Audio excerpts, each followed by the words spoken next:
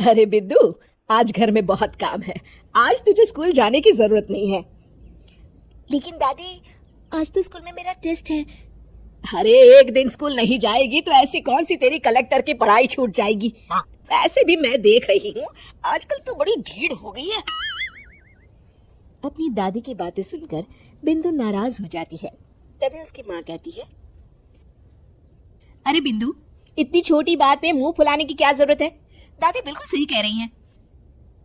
लड़कियों को तो घर के काम काज सीखना चाहिए। अरे बहू, रमेश के लाड़ प्यार ने इसे बिगाड़ रखा है।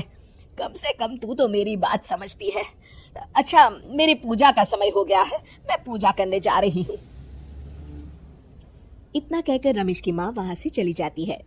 इस तरह बिंदु की दादी और माँ दोनों अक्सर उसे घर के कामों में ही उलझा कर रखते थे। कुछ दिनों के बाद राजू और बिंदु के 10वीं के रिजल्ट्स आते हैं।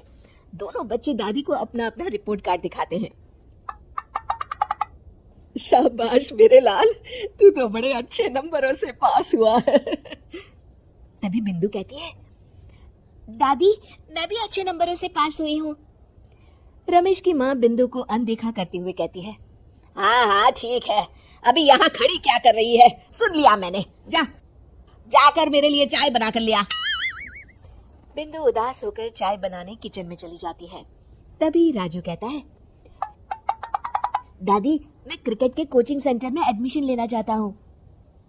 अरे वाह राजू बेटा, ये तो तूने बड़ी अच्छी बात कही। तू कल ही अपना एडमिशन करा ले, जितनी भी फीस होगी मैं दे दूंगी। अरे एक दिन मेरा पोता विराट कोहली बनेगा। इस तरह अक्सर रमेश की माँ अपनी पोती बिंदु के साथ दुर्व्यवहार करती थी। कुछ दिनों के बाद रमेश की माँ और उसकी पत्नी दोनों सास बहू मिलकर राजू का एडमिशन अच्छे स्कूल में करवा देते हैं, लेकिन बिंदु का एडमिशन नहीं करवाते। इस बात से नाराज होकर बिंदु अपनी दादी से कहती है, लेकिन दादी मुझे भी आगे की पढ़ाई करनी है।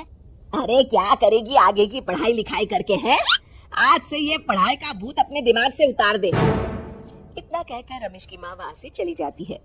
उस दिन के बाद से बिंदु की पढ़ाई हमेशा के लिए छूट जाती है और उसकी दादी उससे घर के सारे काम करवाना शुरू कर देती है। इस तरह उसका सारा दिन घर के कामों में ही बीत जाता था। कुछ दिन बीत जाते हैं और एक दिन रमेश छुट्टियों पर घर आता है। बिंदु को घर के काम करते हुए देख उससे कहता है, अरे बिंदु बेटा, तुम स्कूल नहीं गई? पिताजी, दादी ने मेरा एडमिशन कराने से मना कर दिया है। वे कहती है घर पे रहकर घर के काम करना सीख। अपनी माँ का ये बर्ताव देख रमेश को बहुत गुस्सा आता है और वो अपनी माँ से कहता है, माँ ये तुमने क्या किया? आगे की पढ़ाई के लिए स्कूल में बिंदु का एडमिशन क्यों नहीं करवाया?